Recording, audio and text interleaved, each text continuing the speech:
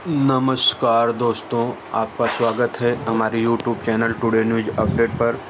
दोस्तों, अगर आप चैनल पर नए हैं तो प्लीज़ चैनल को सब्सक्राइब कर दें, शेयर करें और लाइक करें।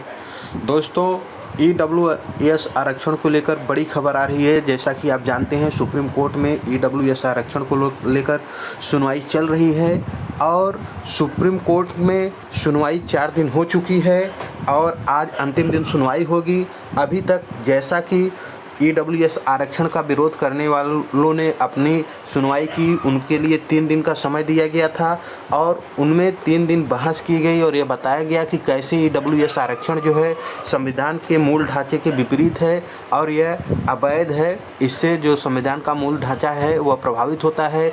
इसके लिए नामी गिरामी वकील जो थे, शिक्षाविद जो थे, मोहन गोपाल जी ने बहस किया और इसके साथ साथ अरोरा जी ने बहस किया और अनेक जो बड़े बड़े वकील थे उन लोगों ने अपना मत प्रस्तुत किया। इसके साथ साथ जो DMK पार्टी है उसके राज्यसभा सांसद P. विल्सन जी ने बहस किया और जो कर्नाटका के हैं रवि वर्मा कुमार जी ने बहस किया कि EWS आरक्षण जो है वह अवैध है और इसके लिए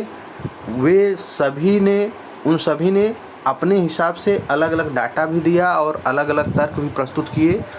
लेकिन जो स्थितियां बन रही हैं, जो सुप्रीम कोर्ट के जजों की टिप्पणी है और जो केंद्र सरकार का जो स्टेटमेंट है और जो मत है, उस हिसाब से देखिए ऐसा तो कुछ नहीं लग रहा है कि EWS आरक्षण रद्द होगा।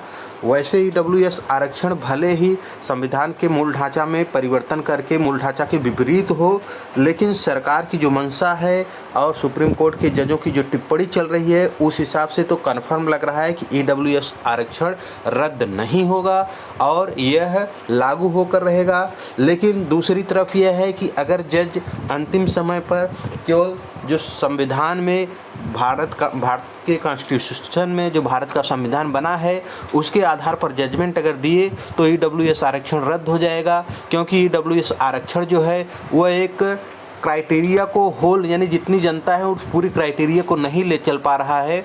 उसका रीज़न ये है कि जैसे जो आरक्षण लागू है उसमें जो OBC का आरक्षण लागू है उसमें कई ब्राह्मण जातियाँ, कई क्षत्रिय जातियाँ भी उसमें शामिल की गई हैं जो कि OBC आरक्षण का लाभ लेती हैं। अभी अभी जल्दी में ही जो ST कैटेगरी में जातियाँ डाली गई हैं उसमें से कुछ जातियाँ जो हैं ब्राह्मण वर्ग और क्षत्रिय वर्ग से हैं, तो इस हिसाब से वह जो आरक्षण आ रहा है सभी लोगों के लिए आ जा रहा है। लेकिन जो EWS आरक्षण हो रहा है, EWS आरक्षण में केवल सवर्ण व्यक्ति जो है वही EWS की श्रेणी में आ रहा है। यही इस नियम की सबसे बड़ी कमी है। इसमें सरकार को चाहिए था कि EWS में सभी जातियों को शामिल कर दिए होते, तो चूंकि OBC और SC ST वाले अपना आरक्षण छोड़कर EWS में जाते नहीं और यह विवाद की स्थिति भी नहीं बनती।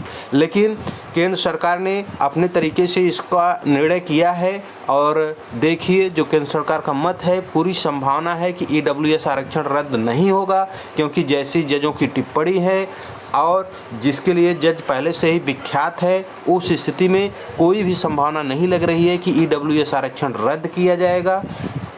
और केंद्र सरकार पुरजोर प्रयास कर रही है कि किसी भी तरीके से EWS आरक्षण रद्द नहीं होना चाहिए, क्योंकि जो विपक्षी हैं उसमें बार बार यह दलील दे रहे थे कि जो EWS आरक्षण 10% लग रहा है, वह जो इंदिरा साहनी कोर्ट में 9 जजों की पीठ ने कहा था कि आरक्षण किसी भी कीमत में 50% से अधिक नहीं होना चाहिए, उस क्राइटेरिया को यह क्रॉस कर जा रहा है। लेकिन केंद्र सरकार भी अपना मत प्रस्तुत कर रही है कि इससे SC ST और OBC का जो आरक्षण है 50%, उसमें कोई प्रभाव नहीं पड़ रहा है। जो अनरिजर्व कैटेगरी का 50% आरक्षण था उसी में से इस आरक्षण को दिया गया है।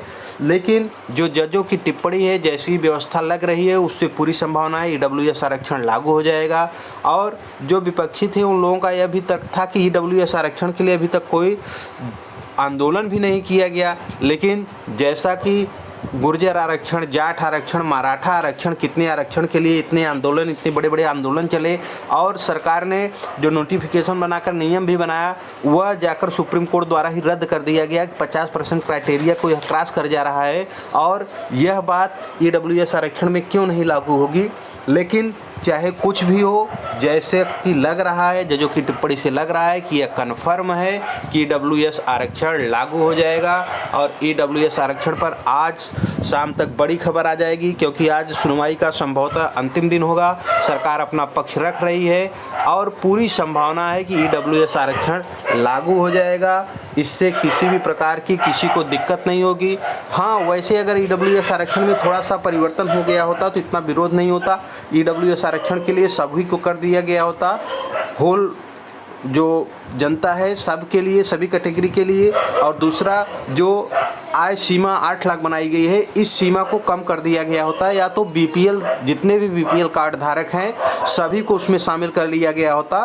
तो BPL कार्ड धारक में किसी एक जात के लिए बाउंडेशन नहीं होता, सभी जात के लोग उसमें आ जाते और ST, ST और OBC के जो लोग रहते हैं उनके लिए यह संशय रहता कि वह EWS में आएंगे कि वो OBC, SC, ST का आरक्षण लेंगे।